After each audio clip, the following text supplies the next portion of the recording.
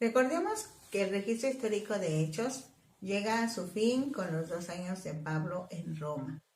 A partir de ese momento, lo que se sabe es que Pablo pudo haber sido liberado y que se le permitió ser libre durante un lapso como de 2 o 3 años. Durante ese tiempo, Pablo viaja a Creta, donde deja a Tito, y nuevamente a Éfeso, donde deja a Timoteo. A partir de ahí, Pablo al parecer se dirige a Mileto y Troas, en la región de Macedonia, quizás en los años 63 y 65 después de Cristo. Es probable que desde Macedonia, Pablo le escribe a Timoteo, quien como un joven evangelista está enfrentando serios retos a la fe y doctrina de la iglesia en Éfeso. En este momento, disfrutamos la palabra en los primeros 2 capítulos de la primera carta de Pablo a Timoteo, puntualizando que Cristo vino para salvar a los pecadores. Hablemos con Dios, nos hace bien. Padre de amor, muchas gracias te damos por esta evolución de la iglesia primitiva. Ahora Pablo sabe que tiene pocos días de libertad. Seguramente en el espíritu tiene ese presentimiento, como yo lo digo, pero sí puede ya dejar a algunos de los que han sido capacitados a su lado para atender la iglesia tuya, Señor, la iglesia que tú compraste, para que pudieran continuar los trabajos de evangelismo, para que el reino se siguiera extendiendo hasta hoy. Gracias, Dios, por esa segunda generación, por esa tercera generación y por todas las generaciones hasta el pleno siglo XXI. En el nombre de Jesús. Amén. Toda la carta refleja un tono de padre que escribe a su hijo, como de hecho Pablo parece considerar a Timoteo, a este joven. Vamos a la escritura de una vez. Dice el versículo 1 del capítulo 1 de la primera carta de Pablo a Timoteo. Pablo, apóstol de Jesucristo por mandato de Dios, del Señor nuestro Salvador y del Señor Jesucristo nuestra esperanza. Cuando Pablo mismo lo dice, como Pablo mismo lo dice, Pablo era fariseo de la tribu de Benjamín, nacido en Tarso. Era muy joven cuando el Sanedrín le dio autoridad para apresar a los cristianos. Estuvo presente cuando Esteban fue apedreado. Jesús lo interceptó cuando iba camino a Damasco para apresar a los cristianos, transformándolo de enemigo de Cristo en apóstol de Jesucristo. Realizó 3 viajes evangelísticos y otro viaje de Jerusalén a Roma como prisionero de Jesucristo, aproximadamente 2 años. En la carta a Timoteo se presenta como apóstol, o sea, uno que es enviado. Fue enviado por Jesucristo para llevar el mensaje de salvación a los gentiles.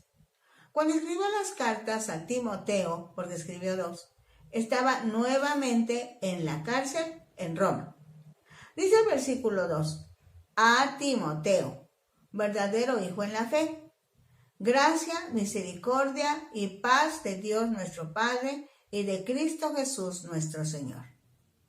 Timoteo, nativo de Listra, de padre griego y madre judía. Se cree que fue evangelizado por Pablo en su primer viaje evangelístico y fue circuncidado antes de ser incorporado al equipo ministerial. Su primera encomienda fue viajar a Tesalónica para alentar a los cristianos que estaban siendo perseguidos. Estuvo presente con Pablo durante la predicación en Corinto. Cuando Pablo estaba en Éfeso, fueron enviados a Macedonia Erasto y Timoteo para seguir de ahí a Corinto. Acompañó a Pablo en la prisión en Jerusalén y por los saludos de la carta a los filipenses, Timoteo estaba con Pablo. En su saludo, Pablo desea que Timoteo esté disfrutando de gracia, misericordia y paz. Ahora vamos a los versículos 3 al 7 de este mismo capítulo. Dice el versículo 3, como te rogué que te quedases en Éfeso, cuando fui a Macedonia, para que mandases a algunos que no enseñen diferente doctrina, ni presten atención a fábulas y genealogías interminables, que acarrean disputas más bien que edificación de Dios, que es por fe. Así te encargo ahora. Pablo visitó por primera vez Éfeso en su segundo viaje misionero, por allá en los capítulos 18 del libro de los Hechos. Durante su tercer viaje permaneció allí casi 3 años. Esto lo registra ya el capítulo 19 de Hechos. Las ciudades más importantes en el Imperio Romano eran Roma, Corinto, Éfeso, Antioquía y Alejandría. Éfeso era un centro comercial, político y religioso de Asia Menor. Ahí estaba el templo dedicado a la diosa Diana para los romanos y Afrodita para los griegos. Era la misma, con diferente nombre. Probablemente la enseñanza equivocada era que para ser aceptado por Dios, una persona tenía que descubrir cierto conocimiento escondido y tenía que adorar a los ángeles. De ahí derivaron historias mitológicas basadas en el Antiguo Testamento que enredaron a la iglesia en interminables discusiones que excluyeron el mensaje de Jesucristo, su persona, su obra. Dice el versículo 5, pues el propósito de este mandamiento es el amor nacido de corazón limpio y de buena conciencia y de fe no fingida, de las cuales cosas, desviándose algunos, se apartaron a vana palabrería, queriendo ser doctores de la ley, sin entender ni lo que hablan ni lo que afirman. Hasta hoy, algunas autoridades eclesiásticas piden y hasta exigen, por ejemplo, lealtad, sin importar que se aparten del mismo Cristo. ¿Cómo descubrir esas enseñanzas no correctas? Bueno, promueven discusiones en lugar de enseñar el Evangelio de Jesucristo. Muchos buscan fama, renombre. Todo esto es contrario a la Escritura. El antídoto, el contraveneno, es saber lo que dice la Biblia y conocer personalmente a su autor, el Espíritu Santo. Ahora de los versículos 8 al 11 encontramos, pero sabemos que la ley es buena si uno la usa legítimamente. Conociendo esto, que la ley no fue dada para el justo, sino para los transgresores y desobedientes, para los impíos y pecadores, para los irreverentes y profanos, para los patricidas y matricidas, para los homicidas, para los fornicarios, para los sodomitas, para los secuestradores, para los mentirosos y perjuros, y para cuanto se oponga a la sana doctrina. Según el glorioso Evangelio del Dios bendito, que a mí me ha sido encomendado. Los falsos maestros querían ser famosos como maestros de la ley de Dios, pero ellos ni siquiera entendían el propósito de la ley. La ley no tenía como objetivo dar a los creyentes una lista de mandamientos para cada ocasión, sino mostrar a los no creyentes su pecado y conducirlos a Dios.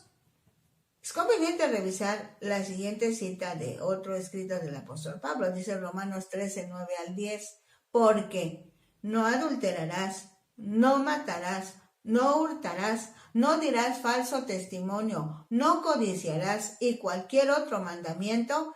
En esta sentencia se resume: amarás a tu prójimo como a ti mismo. El amor no hace mal al prójimo, así que el cumplimiento de la ley es el amor. Nada que ver. Dice 1 de Timoteo 1 del 12 al 17. Doy gracias al que me fortaleció, a Cristo Jesús nuestro Señor, porque me tuvo por fiel poniéndome en el ministerio, habiendo yo sido antes blasfemo, perseguidor e injuriador, mas fui recibido a misericordia porque lo hice por ignorancia, en incredulidad. Enseguida, Pablo muestra su gratitud a Cristo Jesús presentándolo como la máxima autoridad, no solo para él, sino para los que leamos la carta, porque dice nuestro Señor. Lo que Cristo Jesús hizo en Pablo es lo que dio fortaleza en el alma y en el propósito. Otra forma de decirlo es, me hizo poderoso para que pudiera creer primero, recibir la capacitación y enseguida llevar a cabo la tarea que le había sido asignada. Además de fortalecerlo, le mostró confianza. Creyó en él, distinguiéndolo con el gran favor de ponerlo a su servicio, al servicio del Señor Jesucristo.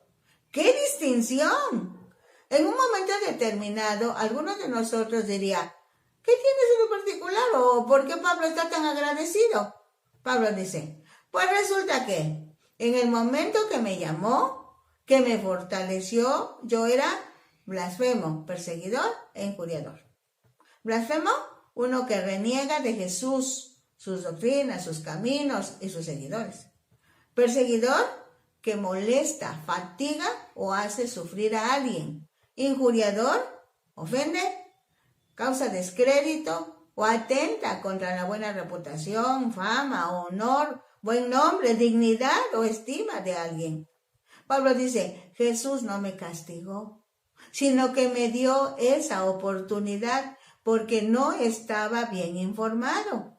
Yo no estaba bien informado. Dios perdonó a Pablo y lo usó poderosamente para su reino. Así que, si tú pensabas que has pecado mucho, te recuerdo que todo pecado que es confesado al Padre en el nombre de Jesús, tiene perdón. Anímate a confesar pecados. Dios es bueno y fiel para perdonar los pecados y limpiarnos de toda maldad.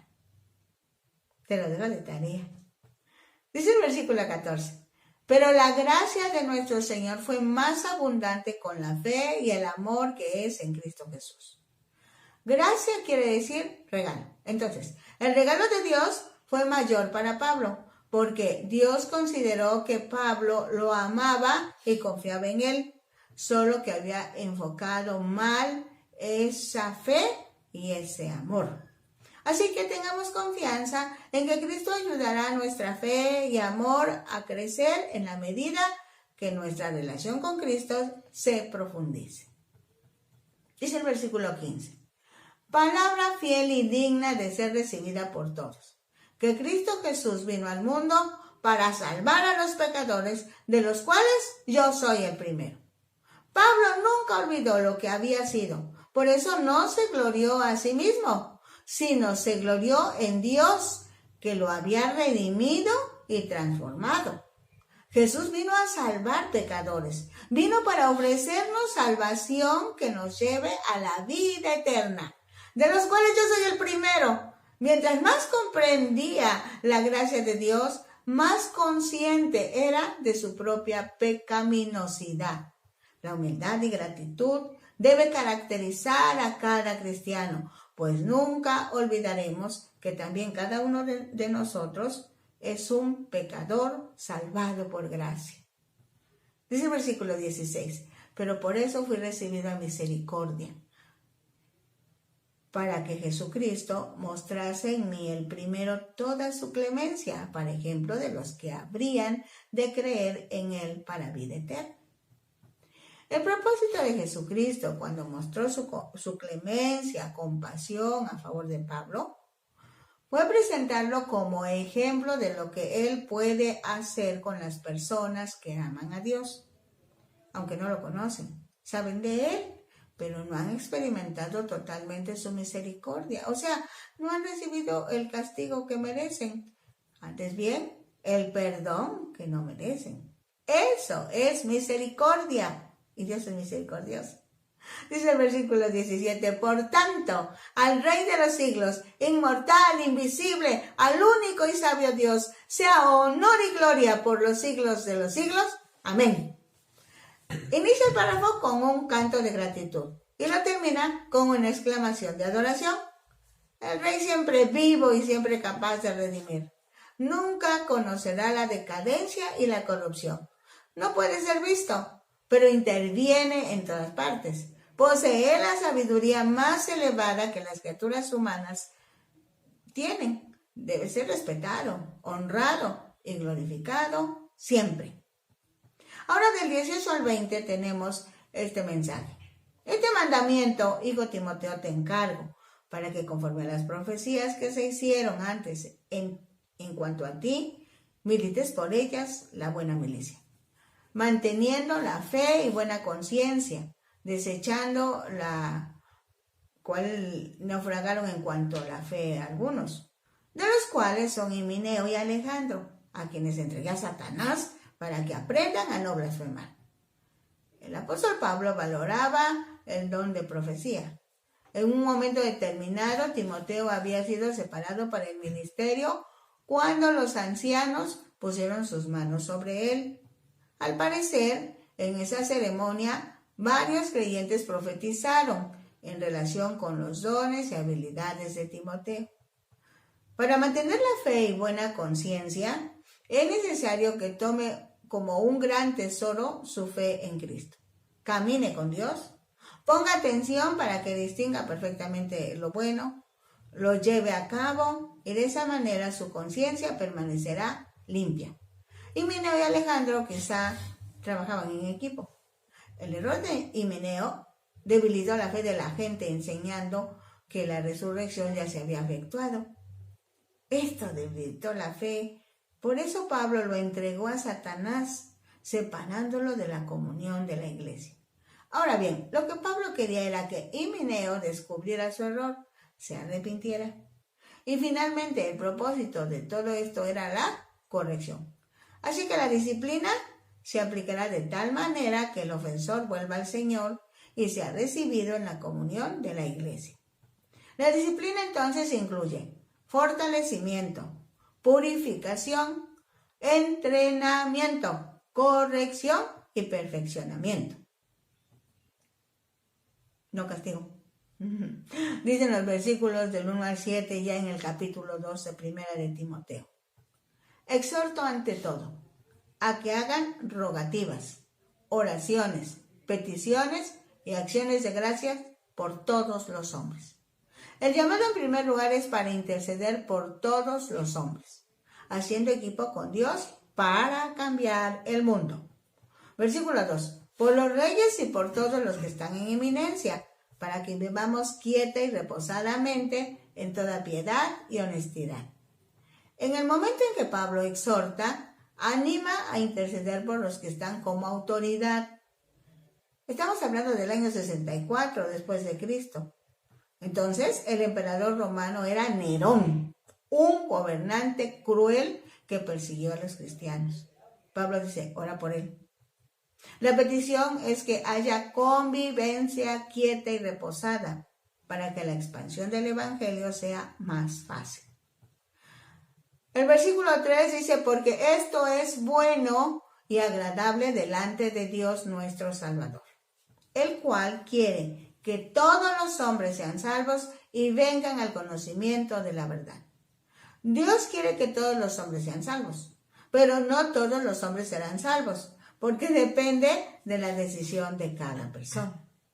Desde luego que el alcance del evangelio es para todos los hombres de todos los tiempos, de todas las naciones, pues la Biblia dice que Dios ama a todo el mundo y envió a su Hijo para salvar a los pecadores. El versículo 5 dice, porque hay un solo Dios y un solo mediador entre Dios y los hombres, Jesucristo, hombre, el cual se dio a sí mismo en rescate por todos, de lo cual se dio testimonio a su debido tiempo. Todos los humanos estamos separados de Dios por el pecado, pero Jesús es el único que puede quitar el pecado de nosotros y volver a reconciliarnos con Dios, porque dio su vida a cambio de la nuestra. Él pagó con su muerte nuestra culpa por el pecado. Un rescate era el precio pagado para liberar a un esclavo de su cautividad. Jesús, el mediador por excelencia, dio su vida a cambio de la nuestra. Con su vida pagó nuestro rescate. Para esto yo fui constituido predicador y apóstol, dice el versículo 7. Digo verdad en Cristo, no miento, y maestro de los gentiles en fe y verdad. Constituido, refiriéndose a su servicio en el ministerio del Evangelio, se puede decir también, soy puesto, poniéndome. Se usa en cualquier tipo de servicio, pero aquí Pablo habla de 3 servicios. La primera palabra se utiliza como predicador del Evangelio, del predicador dando una proclamación. Es un heraldo de la historia de Jesús. Hace un anuncio diciendo, esto es la verdad. Es un hombre que trae una proclamación, no es suya, sino que le ha encargado el rey. Apóstol, enviado. Pablo recibió una comisión directa por parte del Señor mismo, después de su ascensión, para llevar el Evangelio a los gentiles. Maestro, que enseña. Parte de la obra de Pablo es enseñar en las iglesias y a las iglesias. Ahora, de los versículos 8 al 15, dice, quiero, pues, que los hombres oren en todo lugar, levantando manos santas, sin ira ni contienda.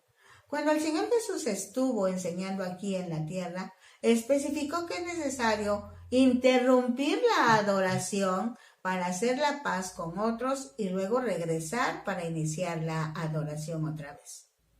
Está en Mateo 5, 23, 24. Si estás orando y te acuerdas que tu hermano tiene algo contra ti, ese es el pasaje. Aquí Pablo refuerza ese pensamiento cuando dice que oren en todo lugar, pero si viven en santidad y sin ira o rivalidades. Si no, no funciona la oración. Dice el versículo 9. Asimismo, que las mujeres se atavíen de ropa decorosa, con pudor y modestia, no con peinado ostentoso, ni oro, ni perlas, ni vestidos costosos, sino con buenas obras como corresponde a mujeres que profesan piedad. Otra forma de expresarlo es, las mujeres deben mantener una actitud modesta, libre de vanidad y de expresiones mundanas.